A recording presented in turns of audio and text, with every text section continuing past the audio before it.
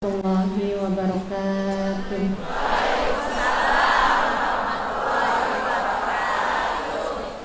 Sebelum mulai kajian, kita bertawassul dulu, boleh?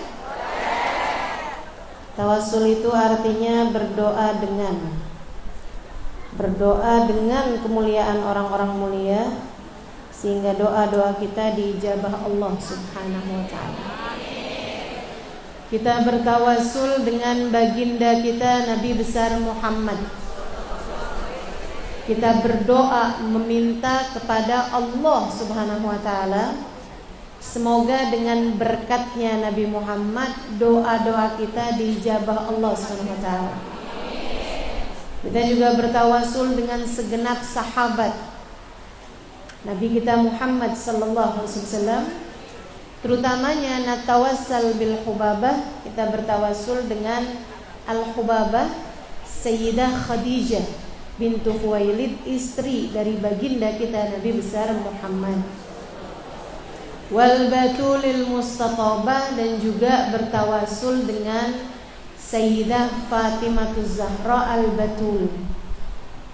Julukannya Sayyidah Fatimah, ada Az-Zahra, Fatimatuz Zahra yang semerbak mewangi, ada Al-Batul, Al-Mutabattilah fil ibadah, yang ibadahnya enggak pernah putus. Dan juga ada yang namanya jadi nama majelis ini, Ummu Abiha. Julukan Sayyidah Fatimatuz Zahra, yang seperti ibu bagi ayahnya, yaitu Sayyidah Fatimah. Semoga dengan kita bertawassul dengan beliau ini, kita semuanya yang hadir di tempat ini Allah pilih, Allah jadikan sebagai wanita-wanita yang salehah, seperti Sayyidah Khadijah, seperti Sayyidah Fatimah. Amin. Kita berharap keberkahan Sayyidah Khadijah, keberkahan Sayyidah Fatimah, biar semua di antara kita jadi hamba-hamba tercinta di sisi Allah Subhanahu wa ta'ala.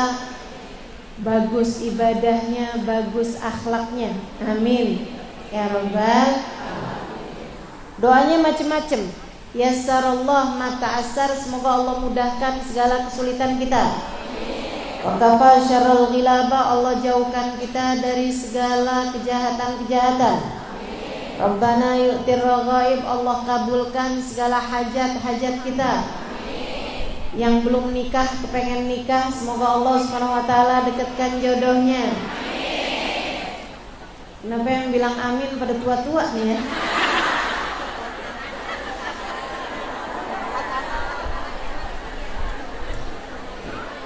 Janda ustazah katanya. Janda di atas 50 tahun gak usah deh kayaknya ya.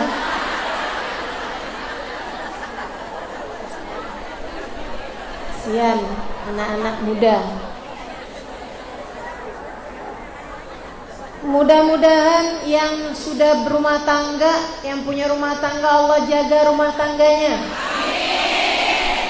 Yang udah pada punya anak, anak-anaknya Allah jadikan anak-anak yang soleh-solehah.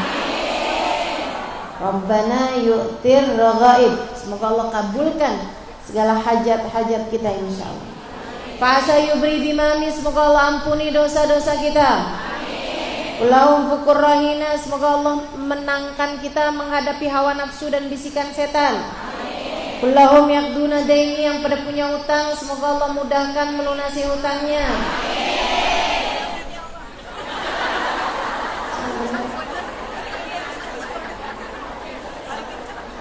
Ternyata di sini tempatnya ya. Yang kalau ditagih lebih galak daripada yang nagih? Enggak. Fasa yuslih iwaji, semoga Allah luruskan keadaan kita. Biar pada lurus ibadahnya, lurus hatinya, lurus cintanya, lurus akhlaknya. Rabbistur lil qabihi, semoga Allah tutup aib-aib kita. Tumamil bil malihi, selalu memperlakukan kita dengan manis. Diakhiri dengan yaftahur rahmanu babah, semoga Allah bukakan pintu rahmatnya lebar-lebar buat kita semua. Kita bacanya bersama-sama tanpa ada iringan hadroh, karena memang tim hadrohnya udah Udah pulang ya? Udah keluar. Baik. Nggak usah pakai nyari panci, nyari piring, nggak usah. Kita akan baca bersama-sama. Ini munajat, ini doa. Mudah-mudahan Allah ijabah semuanya insyaallah. Natawassal bil ubaba wal baturil mustaqaba wan nabi. Alhamdulillah. Wassalatu wassalamu ala Rasulillah Muhammad ibn Abdullah wa ala alihi wa sahbihi wa man wala. Subhanaka la ilma lana illa ma 'allamtana innaka antal alimul hakim. Rabbi shrah li sadri wa yassir li amri wahlul 'uqdatan min lisani yafqahu qawli. Amma ba'd. Alhamdulillah, sama-sama kita hormati, kita muliakan Majelis Ta'lim, keluarga besar dari Majelis Ta'lim Dar Ummu Abiha di bawah pimpinan Ustazah Samirah Al-Habsyi dan pengurusnya yaitu Bunda Mala. Kita doakan semoga beliau-beliau beserta segenap keluarganya senantiasa dalam limpahan rahmat ridha Allah SWT. Panjangkan umurnya, sehatkan badannya, dimudahkan urusannya, kabulkan hajatnya, diberkahi kehidupannya, dibahagiakan dunia akhiratnya. Segenap ustazah, segenap syarifah, segenap pimpinan-pimpinan pondok pesantren, pimpinan-pimpinan majelis ta'lim, segenap pengurus panitia, dan tentu saja semua yang hadir di majelis ini, baik ibu-ibu, kakak-kakak, adik-adik, anak-anak, yang mudah-mudahan semuanya dirahmati dan dicintai Allah, disayangi dan disyafaati baginda Nabi besar Muhammad sallallahu alaihi wasallam. Amin ya rabbal alamin. Merayakan Maulid artinya berusaha untuk meneladani, mendekati, atau sekurangnya mengenal baginda Nabi besar Muhammad sallallahu alaihi wasallam.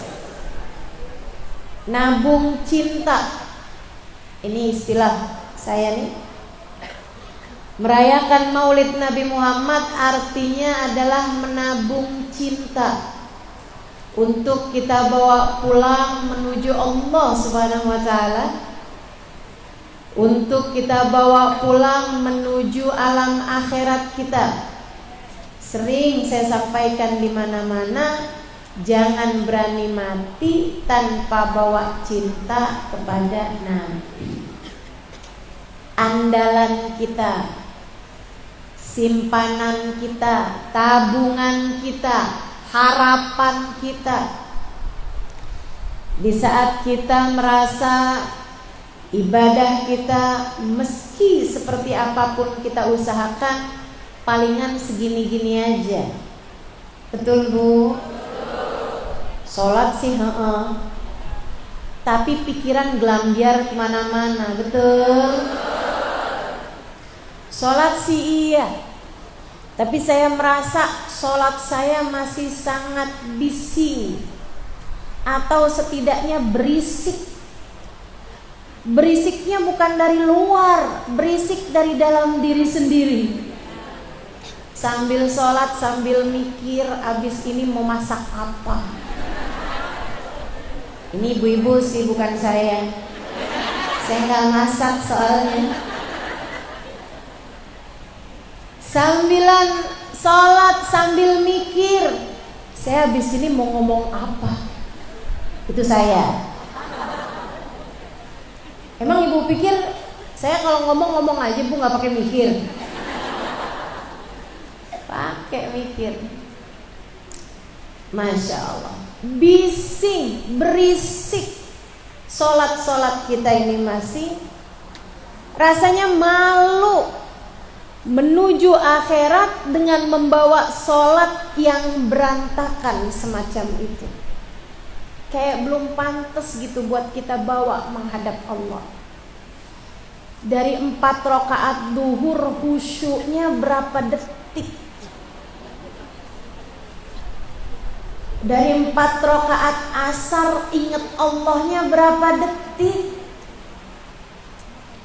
Dari maghrib, isya, subuh yang pikiran kita konsentrasi, hadir khusyuk, berapa banyak dari ini? Padahal Nabi Muhammad mengatakan dalam salah satu hadisnya, Innallaha la yaqbal min salati ahadikum nisfaha wala thulthaha wala rub'aha walakin yaqbal ma aqall minha. Sungguhnya Allah tidak menerima dari salat seseorang setengahnya, seperempatnya, atau bahkan sepertiganya. Yang Allah terima dari salat seseorang hanyalah kadar kehusyuan di dalamnya. Nah, kalau sepanjang sholat kagak ada khusyuk-khusyuknya, mana yang mau diterima? Makanya saya Bu, dan saya rasa ibu-ibu juga gak jauh beda sama saya, rasanya gak merasa pantas buat menghadap Allah membawa sholat kita. Kita sholat tetap sholat tentu saja, itu adalah kewajiban yang Allah SWT berikan kepada kita. Tapi mengandalkan sholat untuk keselamatan kita, enggak seperti itu. Belum layak sholat kita bawa menuju Allah. Betul? Apa? Ibu mau ngandelin apa? Saya ustazah akan masuk surga, diperbolehkan memilih dari pintu mana saja, sebab saya adalah seorang istri yang solehah. Emang iya? Yakin? Yakin? Bu, kalau mau tahu kita solehah apa enggak, kan yang kita tanya suami kita. Tapi jangan kita yang nanya. Dan jangan ditanya di depan kita, Bu. Apalagi sambil ngasah pisau. Masya Allah, betapa terkadang suami kita merasa tertekan dengan tingkah laku kita.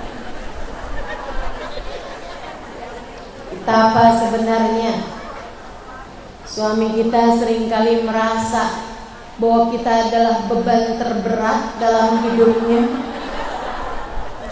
Ada istri sok-sokan solehah, malam hari habis selesai sholat tahajud dia doa, ya Allah, kesian suami saya, angkatlah beban terberat dalam hidupnya.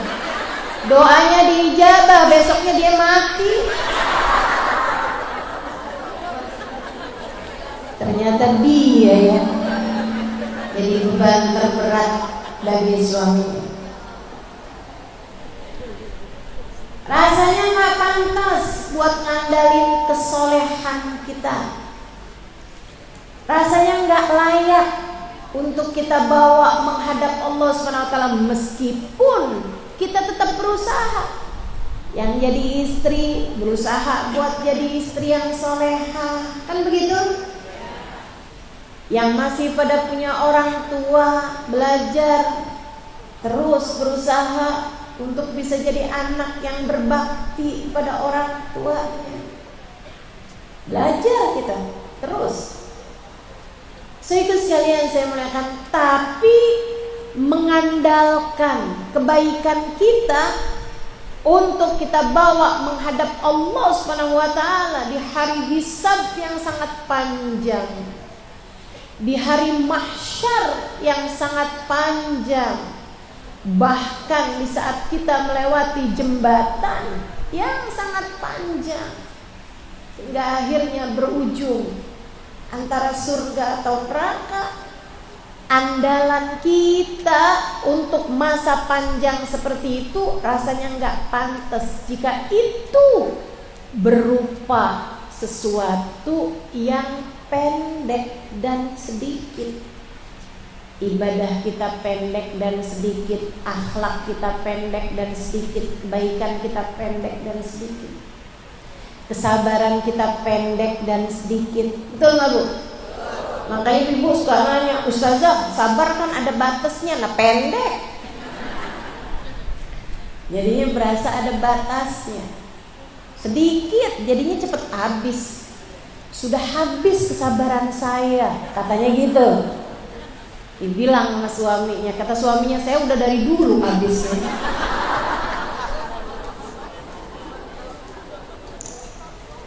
So itu sekalian yang saya muliakan, karenanya hadir di majelis-majelis maulid tujuannya adalah menabung cinta.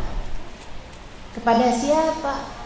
Kepada seseorang yang cintanya panjang dan banyak serta kekal. Kepada baginda Nabi besar Muhammad sallallahu alaihi wa ala alihi wa sahbihi wasallam. Tapi Ustazah, apa kita nggak berlebihan kalau kayak gini nih sama Nabi? Ya. Katanya ini bid'ah loh Ustazah. Ya. Maksud kamu bid'ah? Nggak pernah dikerjain sama siapa? Sama siapa nih? Tidak pernah dicontohkan oleh para sahabat. Apaan? Cinta. Nggak pernah dicontohkan sama sahabat. Saya kasih tahu ibu-ibu sekalian. Mahma sa'aina ma sa'aina, mahma amilna ma amilna. Lama-lama saya pakai bahasa Arab nih. Walaupun kamu berusaha kayak apapun, walaupun kamu berusaha semaksimal mungkin buat menaikkan kadar cinta kepada Nabi Muhammad, Bu, cintamu kepada Nabi dibandingkan dengan cintanya para sahabat kepada Nabi hanya seperti serpihan rengginang di kaleng kongguan. Nggak ada papanya. Itu remahan roti, Bu. Itu serpihan nasi sisa. Kayak gitu ukurannya. Gak ada papanya cinta kita dibandingkan dengan cintanya para sahabat Nabi Muhammad kepada baginda Nabi besar Muhammad sallallahu alaihi wasallam. Ibu mau saya kasih contoh? Dengarkan saya. Dari tadi juga lagi dengerin. Masya Allah. Ibu mau berapa cerita?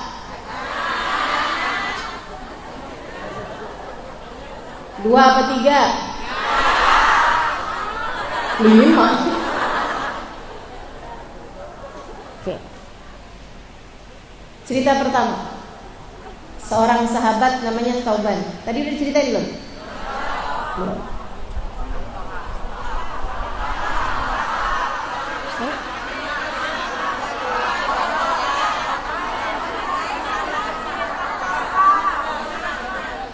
Tolha. Oh. Ada seorang sahabat namanya Thauban. Kenapa? Belum kan?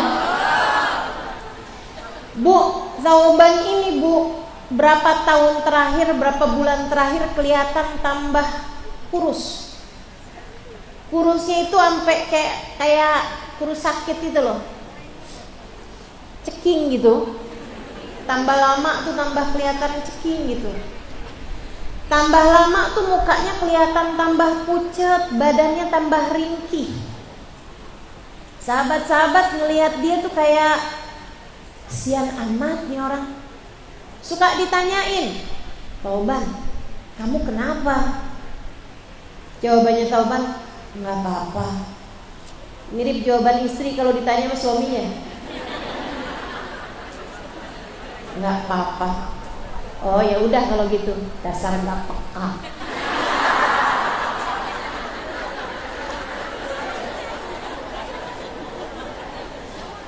Habis itu tanya lagi, Ya kalau gitu kamu kenapa? Nggak apa-apa. Aduh. Ibu berasa begitu nggak?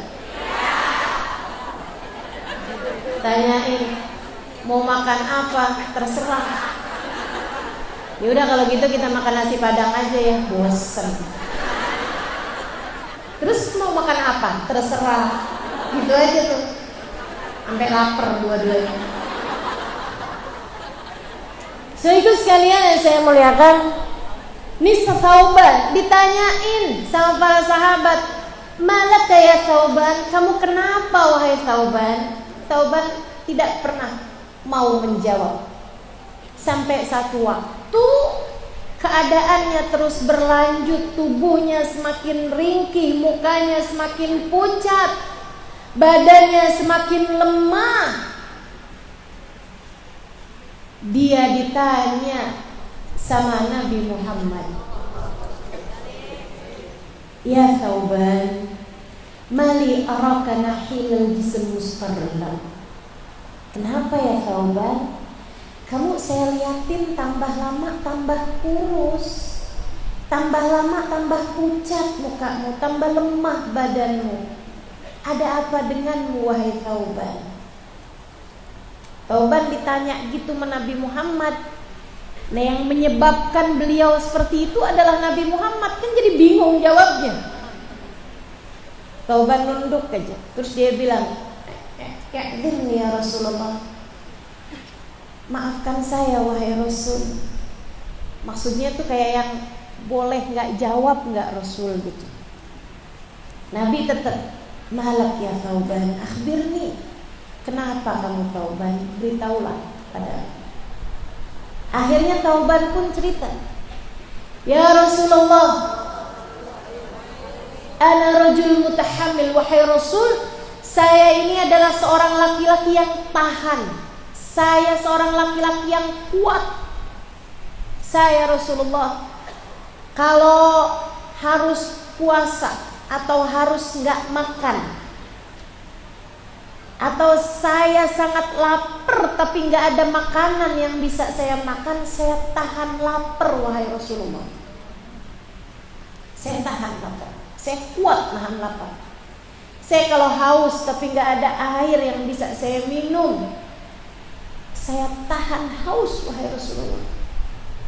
Saya kalau badan saya sakit, saya tahan terhadap rasa sakit wahai Rasul. Saya kalau kau ajak pergi berperang, saya tahan wahai Rasulullah. Saya kalau harus ninggalin keluarga, ninggalin siapapun, saya tahan wahai Rasulullah.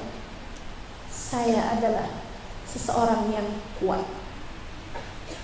Tapi beberapa bulan belakangan ini saya tahu Rasulullah, saya sadar ternyata saya punya sesuatu yang tidak sanggup untuk saya tahan. Apa itu Thauban? Jika datang padamu kerinduan di waktu siang, tak mampu kutahan malam berjumpa denganmu. Jika datang kerinduan padamu di waktu malam, aku akan gelisah sepanjang malam sampai dapat berjumpa denganmu ya Rasulullah.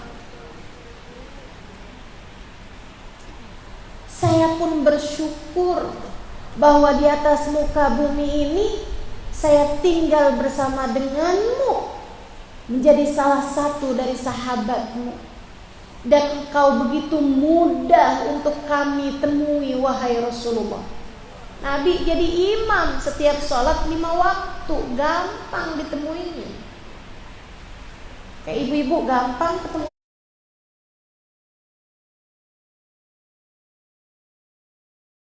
wahai Rasul. Akan tetapi di akhirat nanti, anta Rasulullah wa ana Thauban, engkau adalah Rasulullah sementara saya hanyalah Thauban. Jika Allah menempatkanmu ke dalam surga, pastilah Firdausul A'la, surga Firdaus yang tertinggi, bersama dengan para nabi-nabinya Allah, berkawan dengan para rasul-rasulnya Allah SWT. Sementara saya yang hanya seorang Thauban, kalaupun Allah merahmati saya, kalaupun Allah mengasihani saya, kalaupun Allah menyayangi saya, mengampuni dosa saya dimasukkan ke dalam surga. Surga yang mana untuk Thauban ya Rasulullah? Saya tahu surga biar kata bawah mah enak Rasul. Masalahnya nikmatnya surga makanan, saya kan tahan lapar. Nikmatnya surga sungai-sungai, air-air minum, susu dan seterusnya, susu, madu, kan begitu. Saya tahan haus ya Rasulullah. Nikmatnya surga, tempat-tempat indah, saya tahan Rasulullah. Nikmatnya surga, perempuan, bidadari-bidadari, saya tahan terhadap urusan dengan perempuan wahai Rasulullah. Yang saya pikirkan adalah apalah arti surga jika di sana saya tak dapat berjumpa denganmu wahai Rasulullah. Kenikmatan yang saya tidak tahan jika saya tidak mendapatinya. Apa artinya surga jika di sana saya tak dapat berjumpa denganmu wahai Rasulullah? Apalah artinya surga jika di dalamnya saya tak dapat memandang wajahmu wahai Rasulullah? Apalah artinya surga tanpamu wahai Rasulullah? Nabi diem, gak ngerti bagaimana harus menjawab pecinta semacam itu.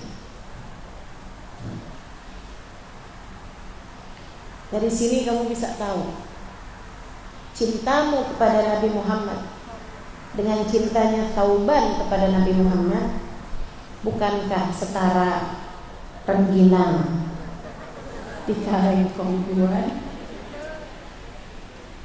Gak ada apa-apa.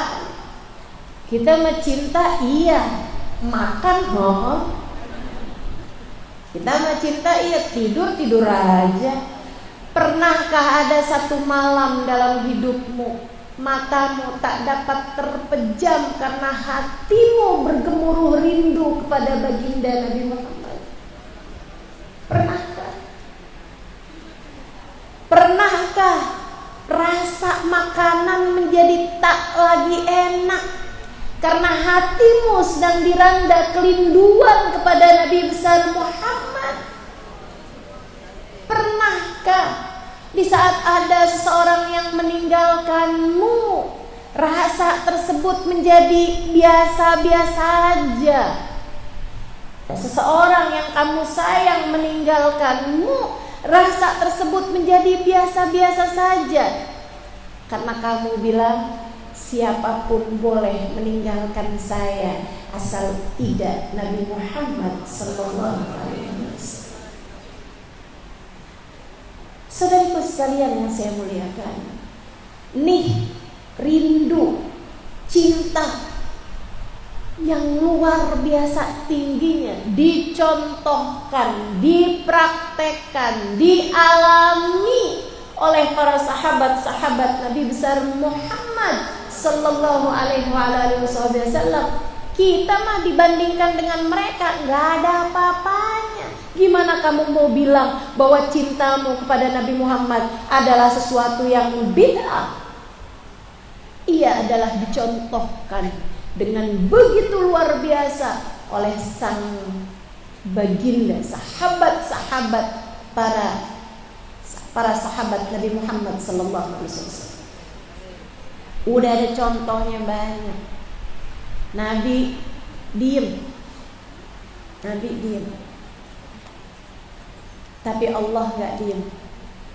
Allah utus malaikat Jibril kasih kabar gembira buat Thauban, buat orang-orang yang penuh cinta kepada Nabi Muhammad, buat para perindu Nabi Muhammad, untuk Thauban dan Thauban lainnya sepanjang zaman, untuk Thauban yang ada di zaman Nabi Muhammad dan untuk Thauban-Thauban di zaman-zaman berikutnya, termasuk di zaman kita sekarang ini.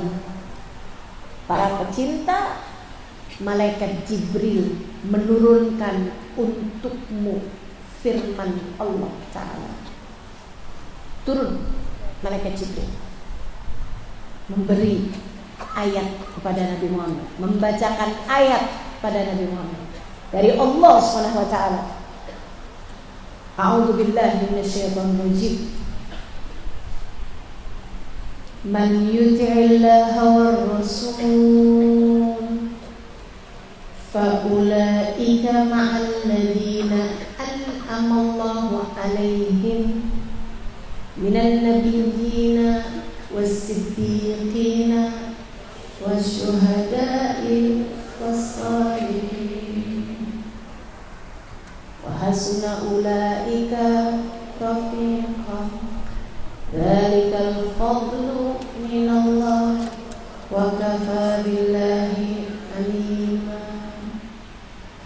Man yuti'illah war rasul, siapa yang taat kepada Allah dan Rasulnya. Tapi Thauban gak lagi cerita dia taat kepada Allah. Thauban gak lagi cerita dia taat kepada Rasulullah. Karenanya para mufassirin, para ahli tafsir mengatakan, man ahabballah thumma ata'ahu, siapa yang mencintai Allah dan Rasulnya, kemudian cintanya melahirkan taat kepada Allah dan Rasul. Orang tuh kalau cinta, Bu, cintanya bener, disuruh apa aja nurut. Apalagi cuman sekedar disuruh jangan foto, jangan video, nurut kan sih? Nurut. Suruh simpen HP, nurut tuh. Nurut, asal nanti jangan lupa aja di mana nyimpennya. Masya Allah. Sehingga sekalian yang saya muliakan, para pecinta-pecinta, Allah turunkan ayatnya, man yuti'illah war rasul, siapa yang taat kepada Allah dan Rasulnya didasari cinta seperti Thauban. Faulaika ma'al ladzina an'amallahu 'alaihim. Thauban, kamu cinta kepada Nabi Muhammad, iringi dengan taat kepadanya, maka kamu akan dikumpulkan di akhirat dengan yang kamu cintai, minan nabiyyina was-siddiqina wasyuhada was-shalihin. Orang-orang yang kamu cintai ini adalah yang diberi kenikmatan paling tinggi oleh Allah Subhanahu wa taala. Para nabi, para wali, para syahid, dan juga orang-orang soleh. Kalian akan berkumpul bersama-sama kelak di akhirat nanti. Girang Thauban, senang benar dikasih ayat tersebut. Mudah-mudahan ayatnya bukan hanya berlaku buat Thauban, tapi juga berlaku buat kita semuanya. Semoga kita semuanya Allah anugerahkan rasa cinta kepada Nabi besar Muhammad, yang membuat kita Allah izinkan untuk dapat berkumpul dengan Nabi Muhammad. Dan kita jadikan sisa hidup kita sebagai sarana buat nabung cinta. Insya Allah. Mau cerita lagi? Ada peperangan yang diikuti Nabi Muhammad banyak, diantaranya perang Uhud. Sayangnya di perang Uhud ini umat Islam kalah. Umat Islam kalah.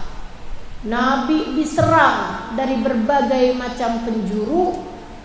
Itu sampai membuat Nabi Muhammad jatuh ke lubang, teman-teman.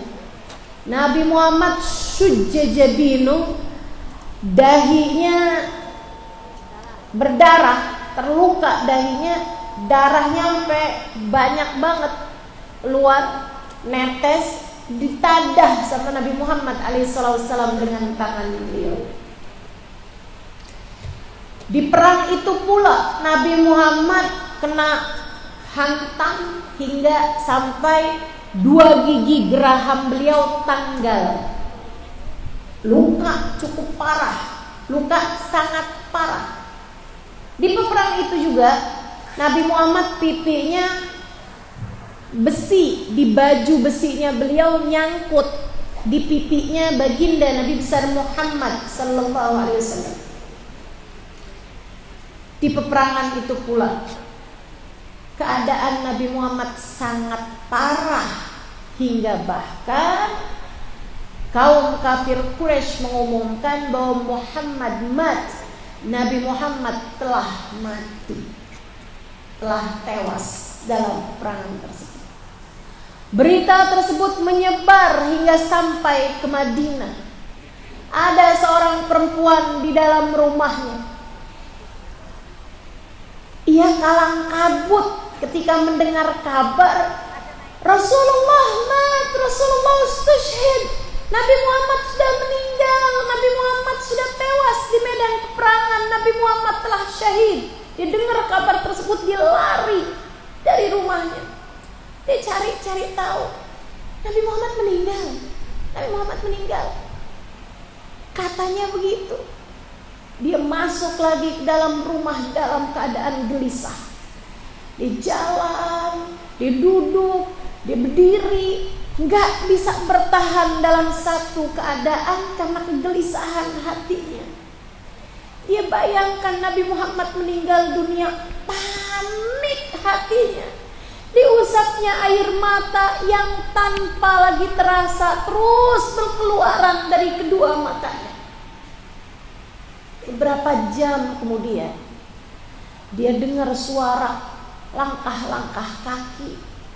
Begitu dia keluar, dia bilang rombongan umat Islam telah kembali ke Madinah.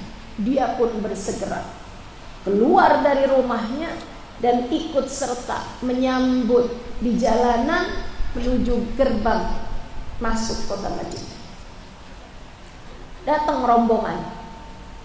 Pertama, semuanya pada nanyain, anak saya gimana? Suami saya Fulan bin Fulan gimana? Bapak saya selamat apa enggak? Kepada pasukan tersebut. Dia pun menuju kepada mereka kemudian bertanya, "Kaifa halu Rasulillah?" Gimana kabarnya Nabi Muhammad? Nabi Muhammadnya selamat apa enggak? Orang-orang tersebut ada di antara mereka yang menoleh kepada dia kemudian berkata, "Bu, ibu kan anaknya Fulan bin Fulan." "Bapak ibu saya liatin meninggal dunia di medan peperangan Uhud." "Bapak kamu Fulan bin Fulan?" "Iya, bapak kamu udah meninggal dunia dalam medan peperangan." "Innalillahi wa inna ilaihi raji'un." Nabi Muhammadnya gimana kabarnya? Rombongan tersebut berlalu. Datang rombongan berikutnya, dikejar lagi.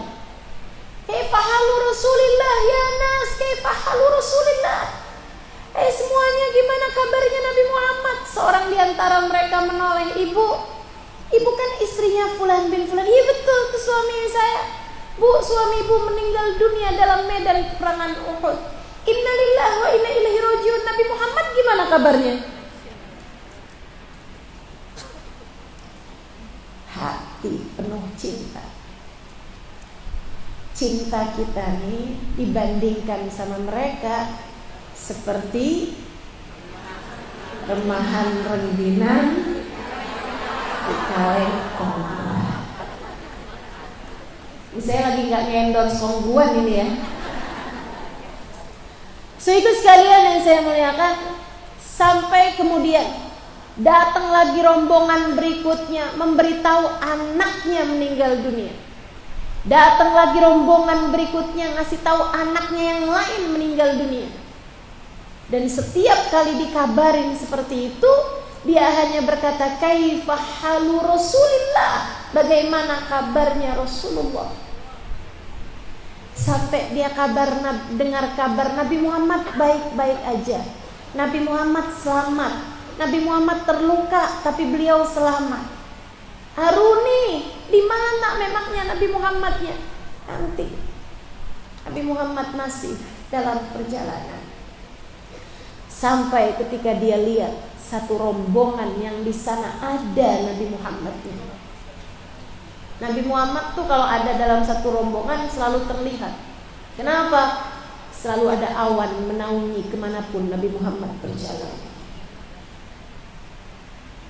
Nabi Muhammad tuh kalau dalam satu rombongan selalu terlihat. Kenapa? Cahaya Nabi Muhammad begitu terang hingga membuat satu rombongan berliput dengan cahaya.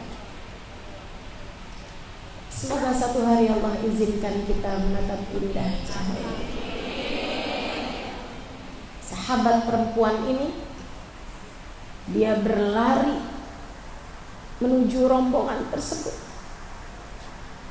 Sampai ketika ada di hadapan Nabi Muhammad. Kalau aja boleh rasanya ingin dia dekat Nabi Muhammad. Tapi syariat di atas segalanya. Syariat di atas segalanya. Gak boleh orang main salaman sama yang bukan mahram. Walaupun alasannya cinta, alasannya berterima kasih, gak boleh. Jadi hal terdekat yang dia lakukan adalah dipegang ujung surban Nabi Muhammad. Kemudian dia berkata dengan ucapan yang membuat menangis seluruh pasukan yang bersama dengan Nabi Muhammad kala itu. Dia mengatakan, "Ya Rasulullah, inna abi mat wa zawji mat wa auladi matu, walakin kulla musibah dunaka jalal ya Rasulullah." Wahai Rasul, ayah saya tewas di medan peperangan Uhud. Suami saya tewas di medan peperangan Uhud. Anak-anak saya tewas di medan peperangan Uhud. Sekarang saya hidup sebatang kara. Tapi engkau harus tahu, semua musibah selagi engkau dalam keadaan baik-baik saja, semuanya kecil dalam pandangan mataku, wahai Rasulullah. Semua musibah selagi engkau dalam keadaan baik-baik saja, semuanya kecil dalam pandangan mata saya, wahai Rasulullah. Semuanya kecil untuk hati saya, wahai Rasulullah. Kamu tahu apa musibah yang jadi kamu menyakiti Nabi zaman sekarang? Kalau kamu memusuhi umat Nabi Muhammad, itu bikin sedih hati Nabi Muhammad. Kalau kamu kepengen Nabi Muhammad baik-baik saja, setidaknya terhadapmu, Nabi Muhammad dalam keadaan baik-baik saja karenamu, pastikan hatimu jangan membenci siapa. Kalau kamu benci sama si fulan, musuhan sama si fulan, kamu ambil hak waris dari saudara-saudaramu hanya karena dia toh juga gak tahu, kayaknya otaknya rada kurang 1 on. Saya ambil aja hak warisnya, dia juga gak ngerti. Misalnya gitu. Ada umat Nabi Muhammad yang tersakiti karenamu, Nabi Muhammad tidak baik-baik saja kepadamu. Hati-hati. Kemaksiatan dan dosa-dosa yang kamu lakukan bisa membuat Nabi Muhammad tidak baik-baik saja kepadamu, bahkan mungkin memutuskan hubungannya denganmu. Kamu tertarik dengan laki-laki, bukan suamimu. Kamu terhubung sama dia tiap malam, telepon-teleponan. Dia transfer kamu, kamu pun mau dipegang-pegang sama dia. Hati-hati, hati-hati. Kamu membuat Nabi Muhammad menjadi tidak baik-baik saja denganmu. Bayanginnya gimana? Gini aja deh. Kalau kamu ngerjain dosa-dosa, terutama dosa-dosa besar, pantas nggak kamu ketemu sama Nabi Muhammad? Pantas nggak kamu untuk menghadap Nabi Muhammad SAW? Kalau kamu ngerasa, ya ampun malu nih kalau ketemu sama Nabi nih, itulah dia. Hal-hal yang bisa membuatmu terputus dari Nabi Muhammad. Bu, kalau kamu misalnya tadi pagi tinggal sholat subuh, kemudian kamu pergi ke swalayan hari itu, supermarket hari itu. Di dalam supermarket kamu ketemu dengan, anggaplah Ustazah Samira misalnya, atau Ustazah Samira juga lagi belanja, atau saya deh tiba-tiba ketemu sama saya, kali-kali kan. Tiba-tiba saya melihat dirimu, kemudian saya bilang, misal, kok tadi pagi kamu gak sholat subuh? Misal, malu apa enggak? Malu aja apa malu banget? Malu banget. Ya ampun Ustazah, iya Ustazah, saya ketiduran Ustazah. Kan begitu. Kamu harus tahu bahwa apapun yang kamu lakukan dari kemaksiatan dan dosa-dosa, Nabi Muhammad tahu. Sebab Nabi Muhammad diberitahu, kata Allah SWT dalam Al-Quran di surat At-Taubah, wa qul i'malu wa sayarallahu amalakum wa rasuluh. Sampaikan kepada umatmu wahai Nabi Muhammad, berbuatlah kalian. Kalian harus tahu perbuatan kalian dilihat Allah dan dilihat Nabi Muhammad sallallahu alaihi wasallam. Hati-hati, jangan bikin Nabi Muhammad terputus dari hidupmu. Hati-hati, jangan membuat hubunganmu dengan Nabi Muhammad menjadi tidak baik-baik saja. Belajar cinta dari para sahabat Nabi Muhammad alaihissalam. Cerita yang terakhir. Tadi janjinya 3 kan?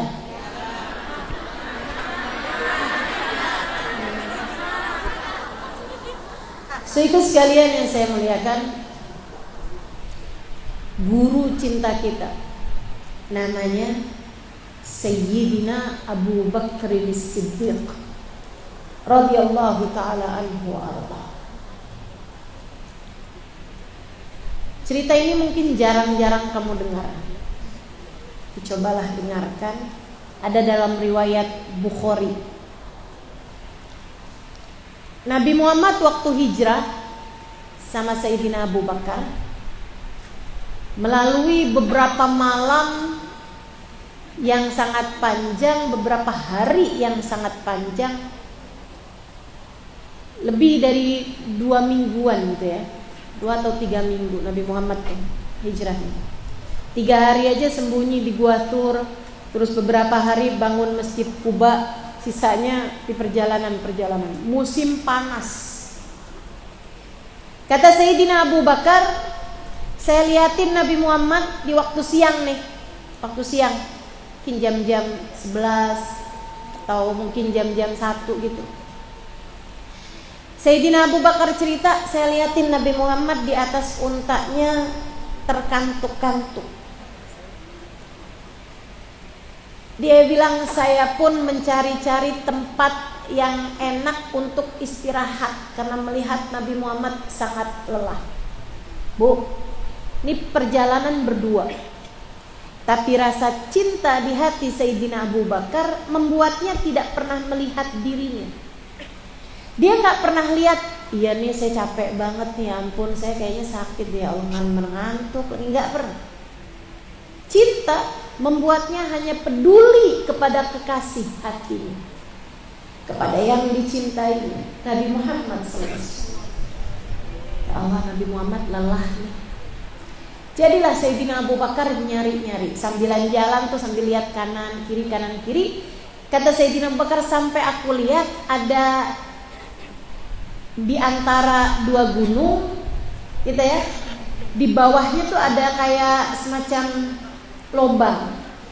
lubang yang jadi yang tertutupi gitu, jadi nggak panas di bawah situ, adem karena matahari nggak nyampe ke situ. Jadi katanya Sayyidina Abu Bakar, ya Rasulullah, gimana kalau kita istirahat dulu di sana? Iya betul Abu Bakar. Nabi sama Sayyidina Abu Bakar pun ke sana. Sayyidina Abu Bakar, Rasul jangan turun dulu, sebentar saya rapiin dulu. Sayyidina Abu Bakar rapiin tempatnya yang akan dipakai Nabi Muhammad buat berbaring, buat istirahat. Udah taruhin selimut beliau, bersihin rapi, udah cakep, udah enak, barulah tafadhal ya Rasulullah, silahkan wahai Rasulullah. Nabinya kemudian baringan di tempat tersebut. Sayyidina Abu Bakar kan perjalanannya berdua, capek bareng, ngantuk bareng dong. Sayyidina Abu Bakar nggak gitu. Nabi Muhammad tidur, aku yang akan menjaga dia. Tuh dia, sampai nggak punya rasa selain rasa orang yang dia cintai. Habis itu dia mikir, ini Nabi nih kalau bangun nih lapar pasti. Ya udah dah, saya cari makanan, kayaknya aman kok ini. Sayyidina Abu Bakar pun naik ke atas bukit. Dari atas bukit dia lihat ada seorang penggembala lengkap dengan gembalaannya. Turun Sayyidina Abu Bakar nanya, kamu penggembalanya siapa? Kambing ini punyanya siapa? Dikasih tahu kambingnya punyanya Fulan bin Fulan. Sayyidina Abu Bakar kebetulan punya hubungan dagang sama orang tersebut.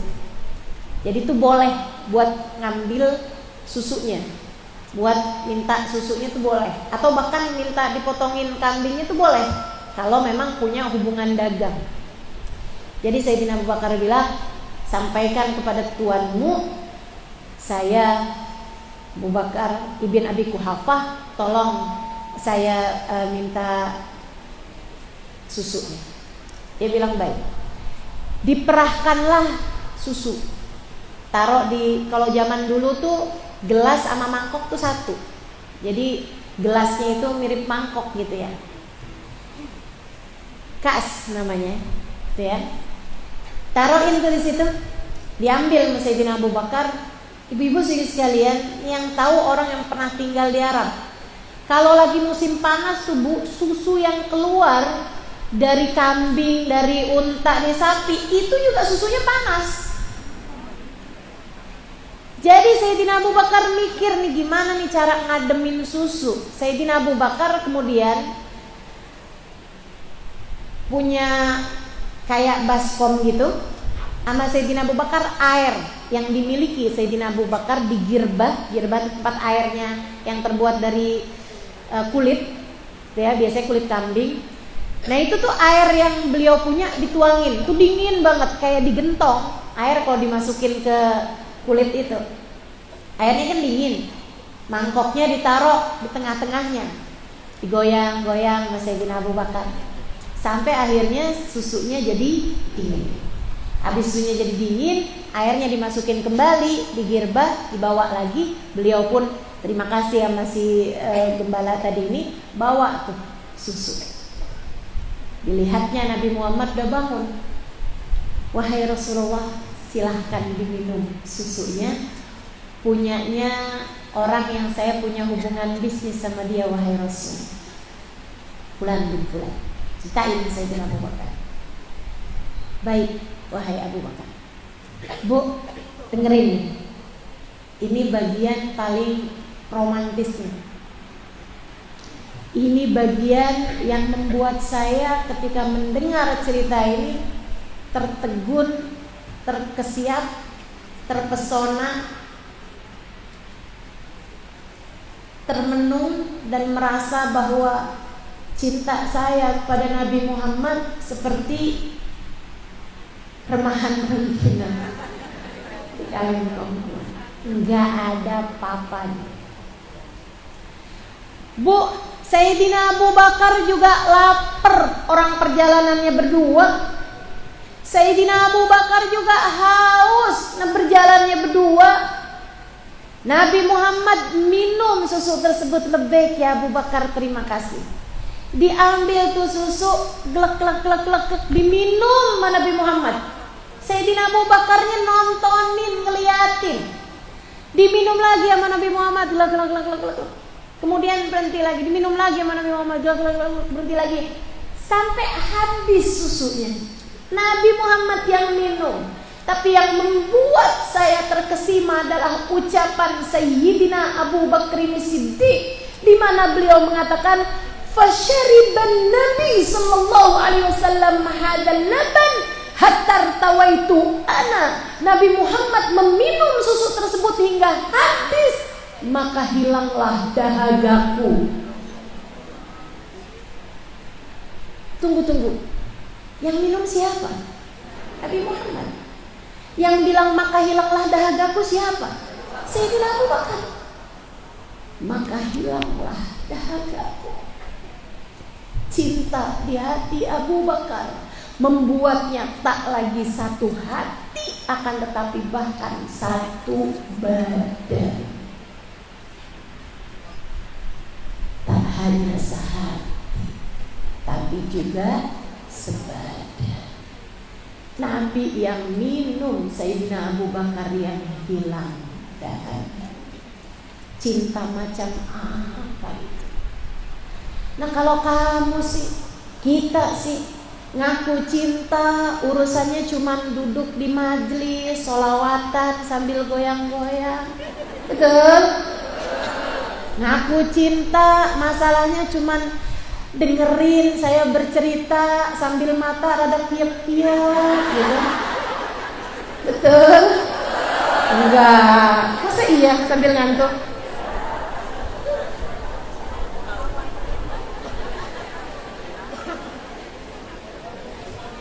Apa pengorbananmu untuk cinta?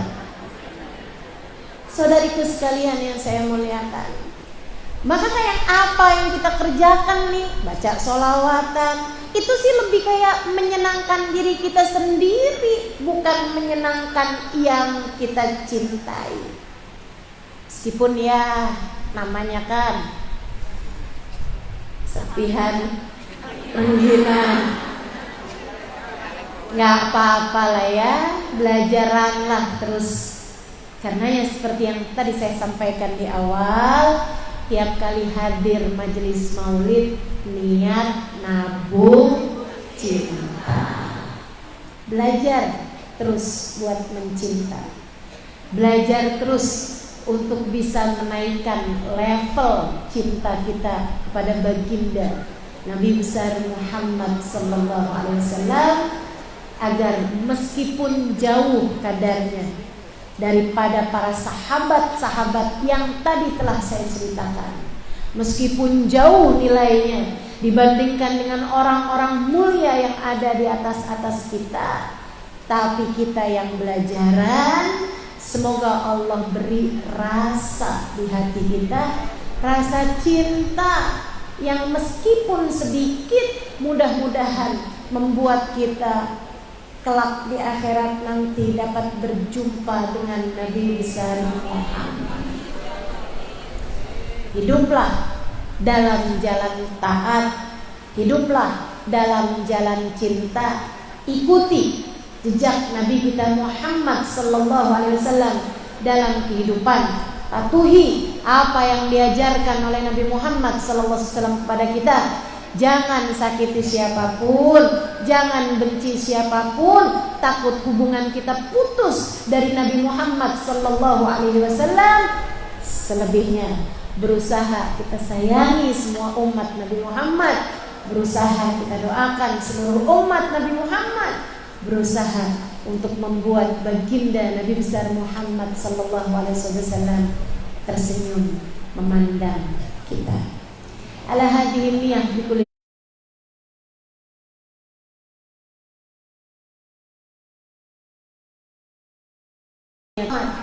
Semoga Allah pantaskan kita di hari akhirat nanti dapat berjumpa dengan Nabi Muhammad. Semoga Allah pantaskan kita di hari akhirat nanti untuk memandang wajah Nabi Muhammad, untuk digiring di belakang Nabi Muhammad, untuk mendengar suara Nabi Muhammad, untuk berbincang dengan Nabi besar Muhammad, dan untuk berada dalam surga yang ada Nabi Muhammad. Ala hadhihi niyyah wa bikulli niyatin salihah jami'ah syamilah la hadratin Nabi Muhammad sallallahu alaihi wa ala alihi wasallam. Al-Fatihah.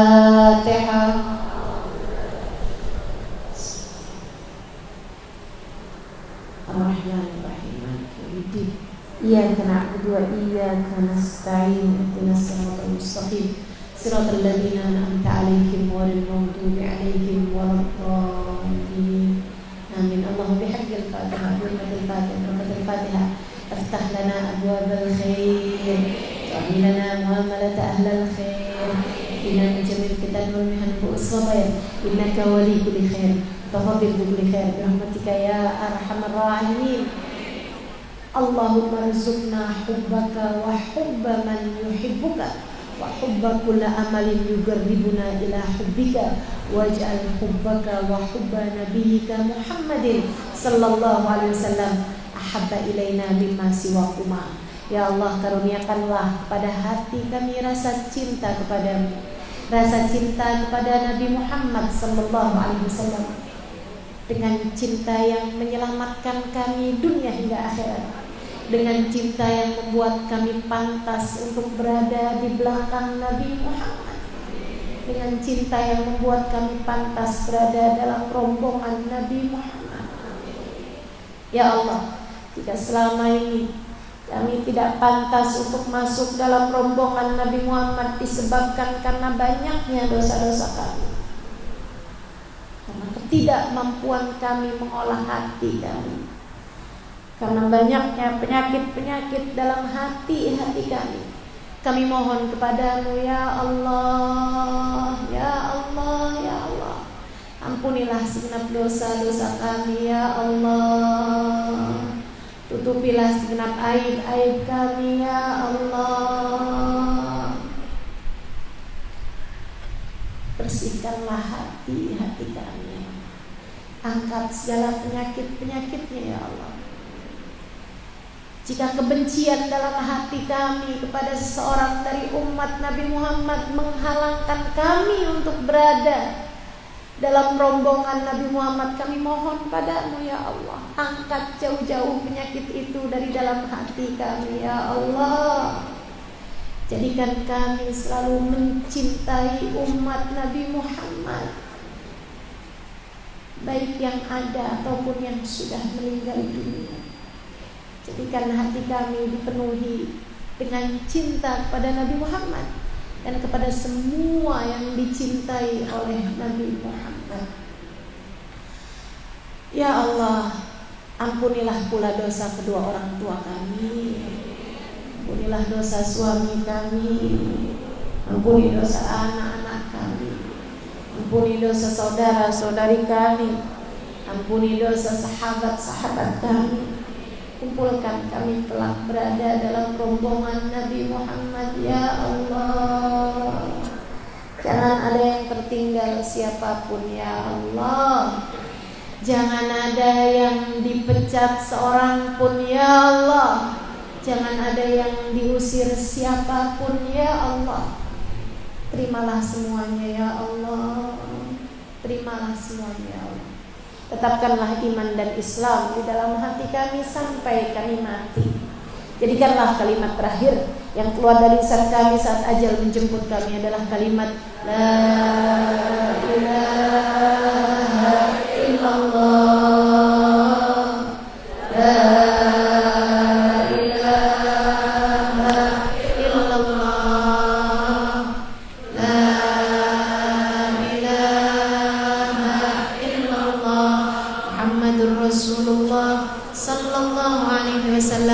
Dengan kalimat tersebut kami hidup, matikan kami pula dengan kalimat tersebut.